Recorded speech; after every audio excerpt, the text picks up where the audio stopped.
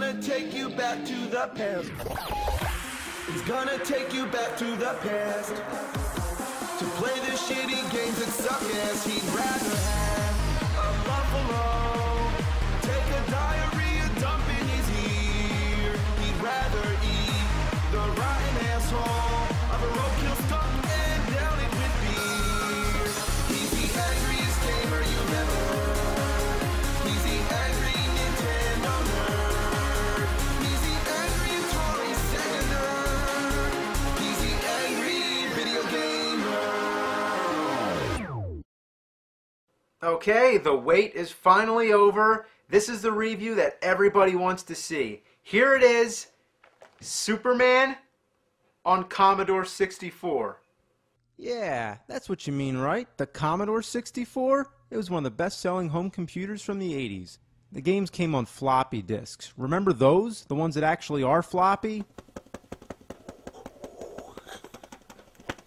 Let's pop this fucker in, turn this son of a bitch on, and play some Superman. Well, this is the startup screen. You never know what to do unless you have the instructions. You gotta type load, parenthesis, asterisk, parenthesis, comma 8, comma 1, and then return. And then it goes to black, and a few seconds later it says, now loading Superman. At least that lets you know you did it right. But then you gotta wait for the piece of shit to load. You remember those early CD-based game consoles like the PlayStation, and you'd always have to wait for everything to load? Well, it's nothing like that. This thing actually takes 2 minutes and 7 seconds. Yeah, I timed it. Then the title screen starts up with the music and you're like, wow. But wait, what the hell's this? Type in the character that appears in column 9, row 10? Oh, come on, I gotta get the code card. Yeah, the code card. Match up the damn numbers and there you go, it's 5. Why do I gotta do that? So you pick your difficulty and then guess what? It's gotta load again. 54 seconds this time. Not long, but seems like an eternity. So anyway, you get this comic book storyline thing and then, you son of a bitch. Probably 2 weeks later, when you finally start playing the game, you'll be surprised that the graphics are quite decent and the gameplay is self-explanatory. You just fly around and shoot stuff. You don't have to be Clark Kent and find subway passes or any bullshit like that. So it's actually better than the Nintendo version. But that's not saying much. That's like saying the shit that I took last night was better than the shit I took the day before. Controller's a piece of fuck, but at least it's one of those kind where you can plug in most of the Ataris or the Sega Genesis controller. Isn't that amazing? The first level has a 3D perspective. The second level, you're protecting a space shuttle from a bunch of asteroids. This one's more like a 2D shooter. The third level's like a side-scroller, so it has some variety. But this has got to be one of the most annoying stages in video game history. Every time you get hit, you fly back. Fuck. Fuck. Fuck! Fuck! It's enough of this shit. But wait, this isn't what you want to see, is it? Nah, you want to see this, right? Oh, come on, you really want to make me play this? Well, I'm going to do it just for you, because I like you a lot. Now don't take that too serious. Here it goes. I'm turning on the power. First, you're greeted by a smiling cartoon fox. Titus? What the fuck is that? Well, the official title of the game is just Superman, but probably because of the Nintendo 64's tradition of putting 64 at the end of so many titles, it's no wonder that it got that reputation. The first thing that bothers me is the stock music. Why not the Superman theme? You know, the John Williams one? Why don't any of these games have that? Immediately as the game begins, you have to start flying through rings. I don't even have any time to get used to the control. You think that as soon as the game starts, you'd have a little free range, you know, to fly around and explore. But no, you gotta fly through rings. And you can't fuck up. If you miss more than, I think, 3, I don't know, sometimes it's 2 and sometimes it's 4, so I'm not sure. But basically, if you miss a few of these rings, you go back to the beginning. And you keep trying it over and over till you get it right. And on top of that, there's a time limit. And being that this is the first part of the game, you'd think that the time limit would be a little lenient. But no, it gives you just barely enough time to get through all these rings. You gotta be perfect. Looks like I'm doing a real shitty job, but the control is awful. You have to be very specific with the joystick or else Superman takes a dive in the wrong direction. And then when you try to make a sharp turn, he just goes all over the place. You all probably know better than I, and it goes without saying, but this game is horrendous! And you know what the most pathetic thing about it is? This game isn't even 10 years old! Just barely. You'd think by 1999 there'd be some kind of quality standard. What? I'm stuck? How the hell am I stuck? I'm underneath the bridge.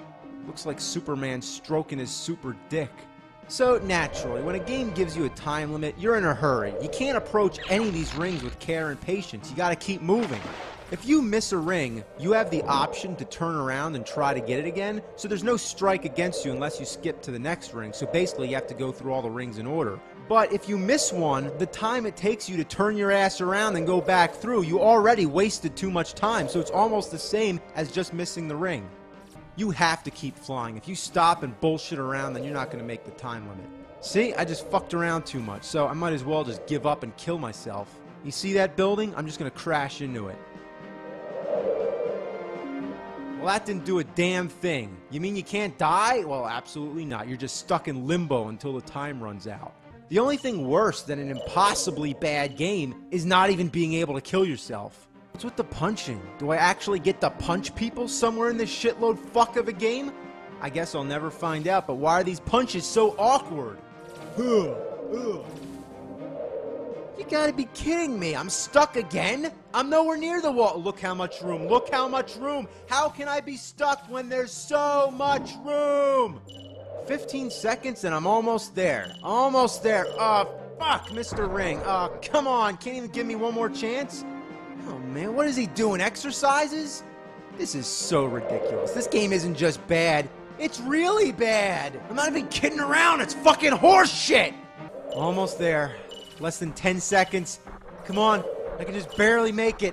Look, there's the last ring. Fuck! Ass bitch can't fart! I can't believe it! There was only one ring left. Oh, this is ass. This is really ass. Oh, look, this time I'm gonna do it. It's 4 seconds. Shit! Yeah! No! That didn't count! So finally, when I get past the rings, instructions flash on screen, then go away. What did it say? Something about cars? You're not even given enough time to read it. Oh, it's over already? What was I supposed to do? There's no time to waste. What? I don't even get to try again? I'm back at the fucking rings again? I can't believe I'm playing a Superman game where all you do is fly through rings. At first I thought this was the training mode. Yeah, you know, like to test your accuracy. Lots of games have that. Remember Star Fox on the Super Nintendo? There's a training mode where you have to fly through rings. But even then, you don't have to go through all the rings. It's about how many you can get through in a row. In the actual game, you're flying around shooting at enemies and dodging obstacles. So what the hell is this shit? You should be fighting bad guys, not testing your flight skills with some of the worst control accuracy ever in a video game. But it actually does have a practice mode. Out of curiosity, I tried it out just to see what it is, and guess what it is? Going through rings. Yeah, what'd you expect? So once again, I'm at the next part. The message flashes on the screen for barely a second, and then you have 6 seconds to do whatever. Fuck. Back to the rings again. You know, if I had 2 consecutive chances, I might be able to figure it out. But instead, I'm too surprised when I finally get there to act in 6 seconds and with no time to read what it's telling me to do. And am I really doing this? Is this a Superman game? Flying through rings? Is that the best they could come up with?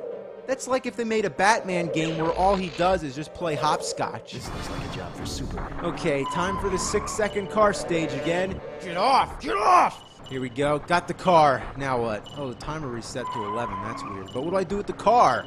Okay, so there's another car coming. Can I stop it? Oh, this is the shits. This is the shits.